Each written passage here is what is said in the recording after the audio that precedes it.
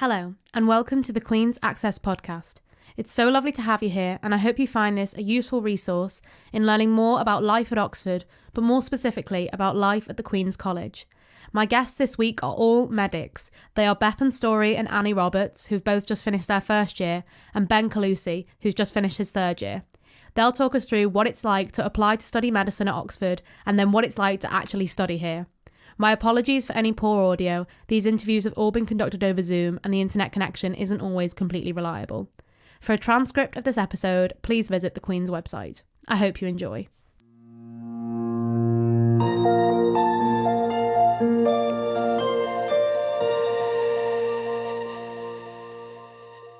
Hi everyone, thank you so much for joining me. I really appreciate your help, and I'm sure you'll be super interesting and really helpful to listen to. First of all, would you mind each taking me through a little bit about your Queen's journey? So how you ended up at college. Bethan, do you want to start us off? Yeah, so I first came to Queen's in year 12 actually on the Northwest Science Residential, and I really enjoyed that. There were loads of student helpers who were all really friendly, including Ben actually, and I kind of had mock tutorials, and then so that made me kind of quite definite that I was going to apply to Oxford.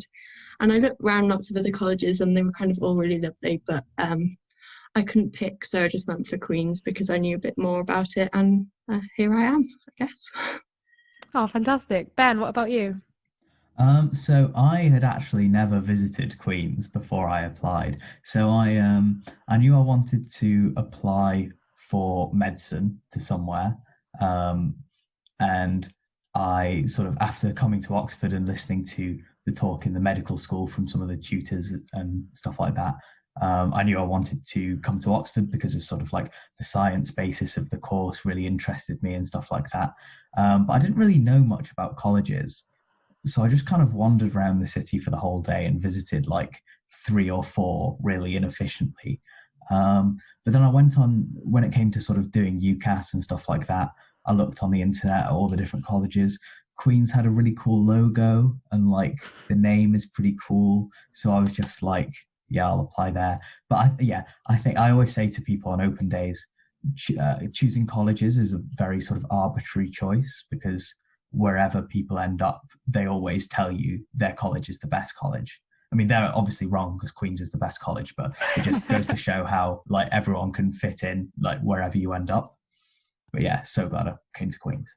Fantastic. Yeah, I've always said that to people when they're stressing about college choices, is like, wherever you go, trust me, by the time you've matriculated, yours is the best college in Oxford, Cambridge, every collegiate university in the world. Yeah. Like, you are absolutely on top. Absolutely. About it. Yeah. And Annie, what about you? So I knew I wanted to apply for Oxford, but I didn't actually apply to Queen's. I applied to Corpus Christi, then I was pulled after the interview stage. So I guess an example of how you don't always end up where you applied. But I love Queen's so much, and I'm so glad that I was accepted here. Oh, fantastic.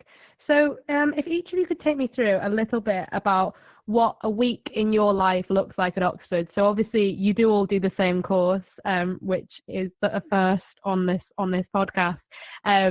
But feel free to kind of go into what an academic week is like for you, especially for Ben, given that you're in a different year. And also take me through, social and societies and like how you like to relax and all that kind of thing. Just feel free to let me know. So Bethan, can you start us off? Yeah, so in first year you tend to have, I think normally about 2 or 3 lectures in the morning. It varied a little bit, like Thursday morning was always we had DR, which is I think it's demonstrating room, but it's where you do living anatomy and then pro section. So then you'd have one lesson followed by that. But most mornings, kind of lectures from 9, finish around lunchtime, head back to college for lunch.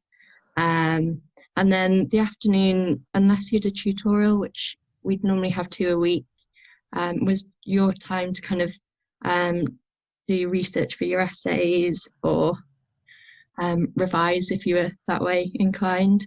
And then you could fit that around kind of any extracurriculars, dinner, any social activities that you're doing. So probably about 12 lectures a week, and then 1 or 2 practicals. It did vary. Sometimes we had a week where there were like 3 and virtually no lectures. But yeah, it's pretty much contact hours in the morning and then free time in the afternoon. Brilliant, yeah. And how about you? What did you like take up any hobbies while you were at Oxford? Yeah, so I started rowing, which I'm not particularly good at, but is good fun. I did quite a lot of climbing before coming to Oxford, so I kind of carried on. Annie and I used to go, and sometimes in the afternoon up to Brooks to go climbing there. I think generally just kind of socialising with friends. There were quite a few kind of medic bar crawls that we organised. Well, we didn't organise actually; someone else organised them, and we went along with it. But there was quite a nice kind of mixture of socialising within college and with other medics. Fantastic. That sounds like you had a really good balance. How about you, Annie? Yeah, so quite similar to what Bethan said, because we're in the same year where we have lectures in the morning, come back for lunch, and then do essay work in the afternoons. In the evenings, I tend to do things with friends or go to all the society events. So there in the evenings, like rock climbing, as Bethan mentioned. Then I also do tutoring with the charity Jakari, where you like are matched with a pupil who's like a recent arrival to the area. They may be a refugee, so you help them. I do that on the weekends as well.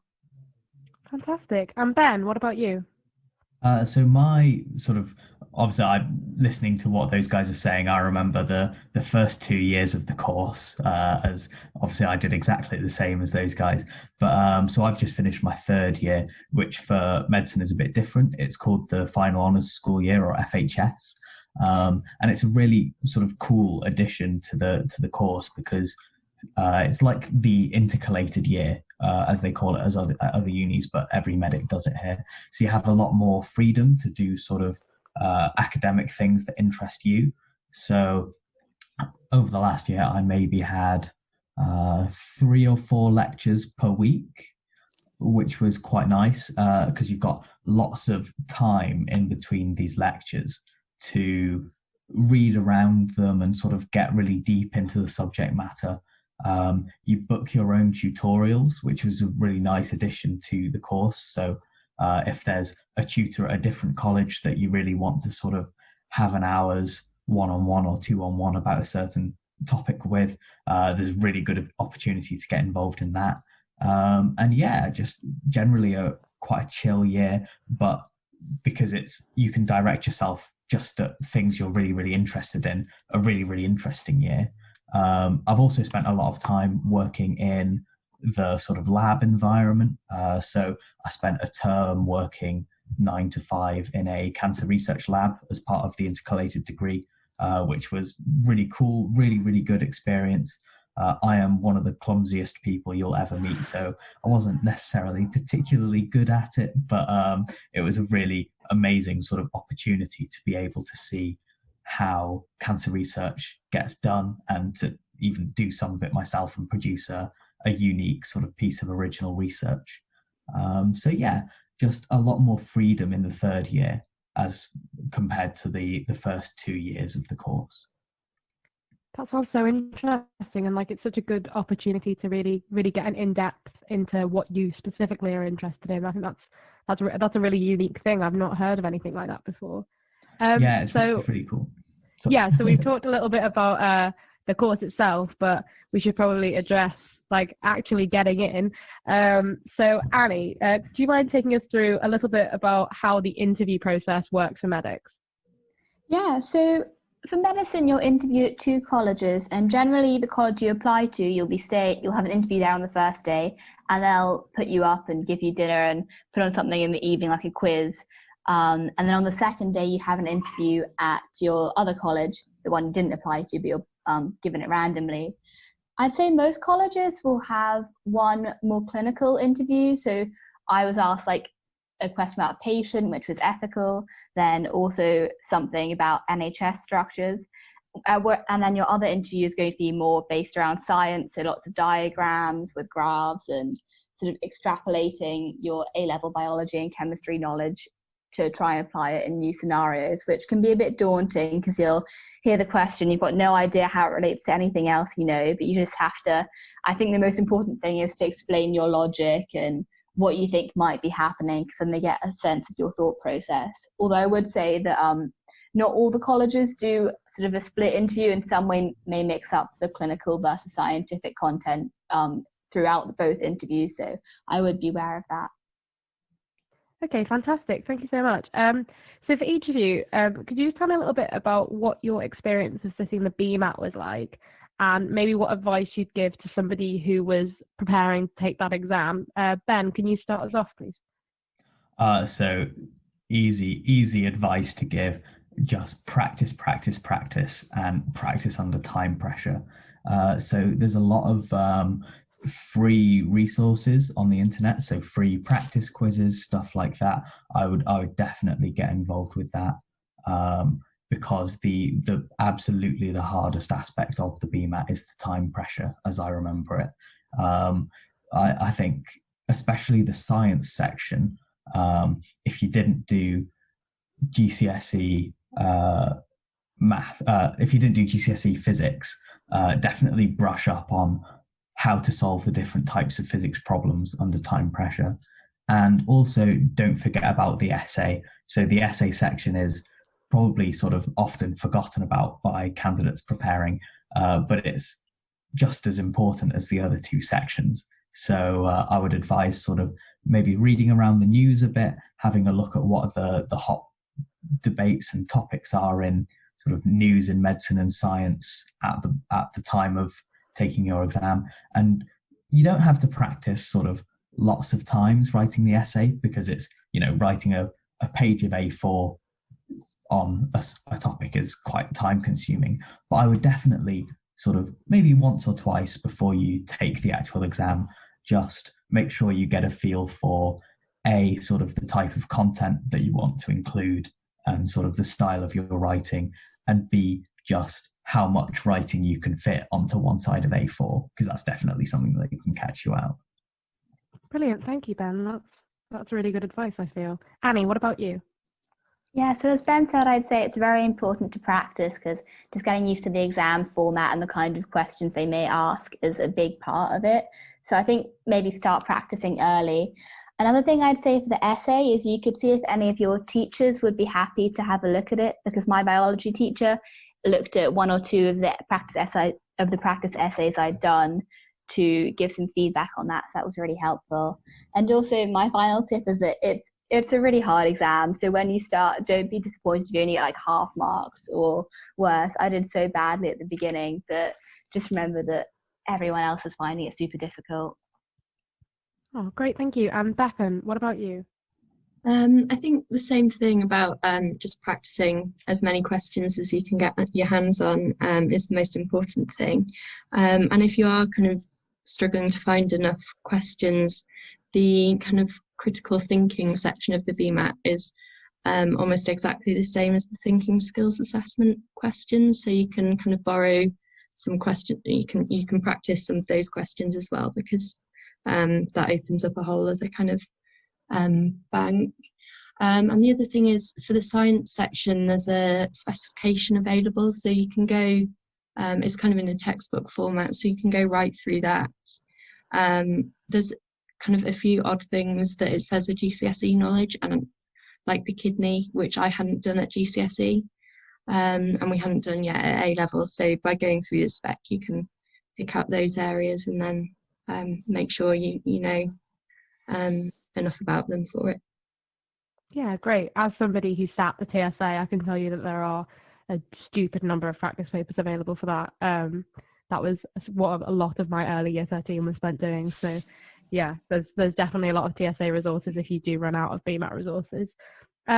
Okay, so Ben, once you've actually made it to Oxford, what would you say the course is like, and how is it structured? So the reason you might choose to apply to Oxford rather than another medical school is because of the sort of relatively unique way that the course is structured. So while other universities are sort of moving towards this more problem-based learning type of teaching for medical students, so you go onto the clinics, you see a patient, you have like a group discussion about all of the different aspects of the sort of the different diseases that you're encountering. Oxford is a very traditional style of teaching. So the first 3 years are dedicated in the main to medical sciences and the science that underpins disease, before you go on to years 4, 5, and 6, which are actually based in the hospital and focus more on the clinical skills and how the knowledge you gained in the first 3 years applies to being in the clinic. So I think from my experience at Queen's, the tutors are very understanding of the fact that you are moving into university life for the first time. Most people are moving into living independently for the first time. So they know, and they have so much experience in sort of breaking people into that new phase of their life. So all of the teaching is planned out really well to cover all the topics that you need to cover in a pretty manageable way. Obviously, there is a bit of hard work involved, but also there's lots of fun to be had. I've only done 3 years, but all 3 years have been really good fun so far. And the tutors have a really good understanding that you also need to live your life outside of work, which I think is a bit of a misconception about studying at Oxford, that you might spend your whole time working. That couldn't be further from the truth. Great, thank you, Ben. Bethan, how would you describe the work style at Oxford? So what are your tutorials like?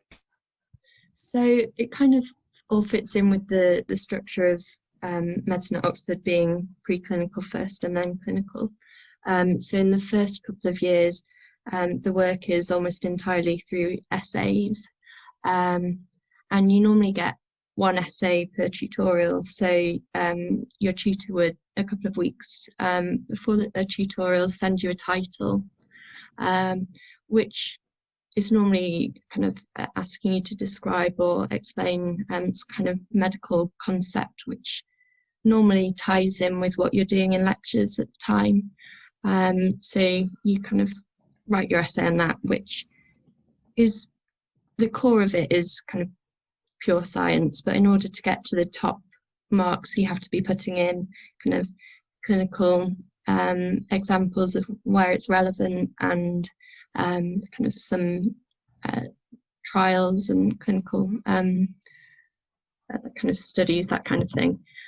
So then you turn up to your tutorial having handed your essay in, and I found they've generally started by asking you as students, so you tend to go in pairs so you can work together, to explain whatever concept it is that you've written your essay about.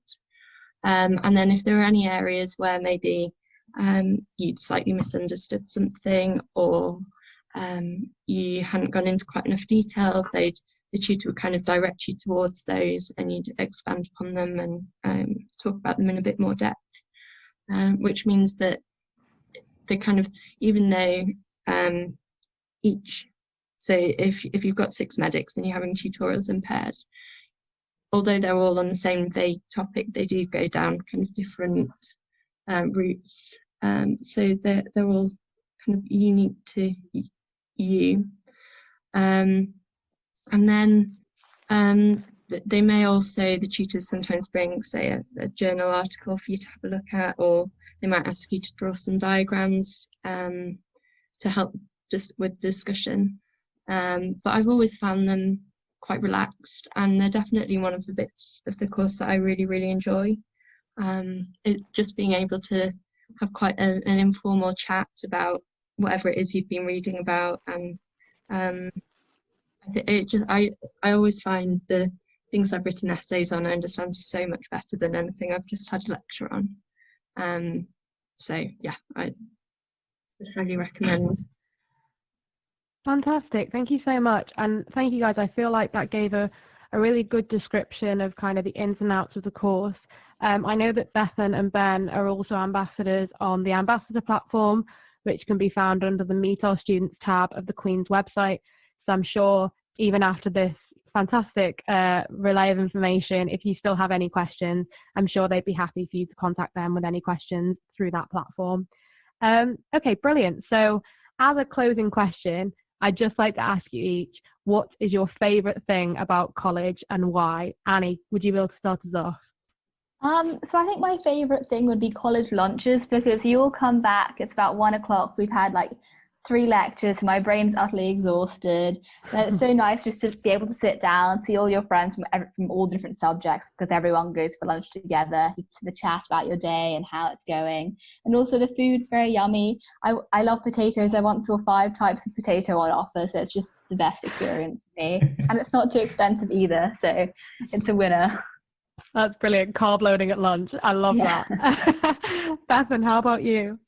Well, I was going to say college lunch as well, but I think joint second, JCRT, once you've kind of digested your college lunch, gets to about 4 p.m, you're in the library, and that's when JCRT is, and you can go into the JCR, they'll have loads of snacks for sale, also very cheap.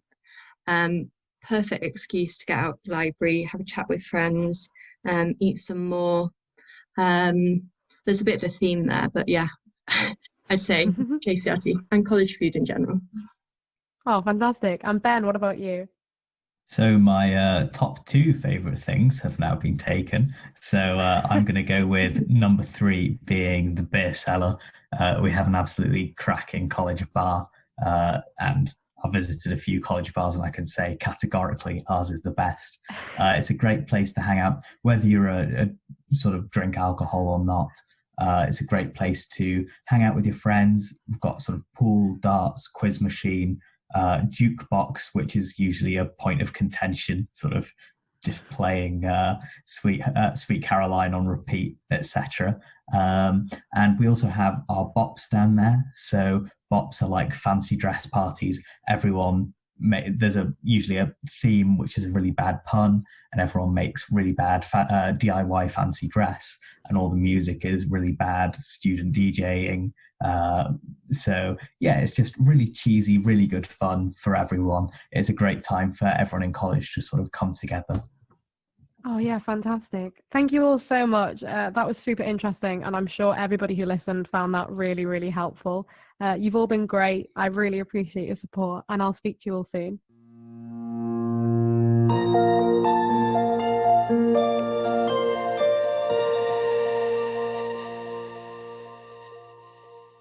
Thank you so much to Ben, Bethan and Annie for that great conversation, and a massive thank you to all of you who listened.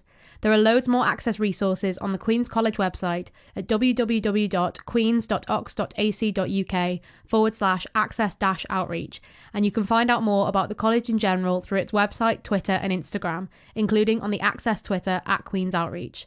That's all from me. Have a lovely week, and hopefully I'll see you again soon.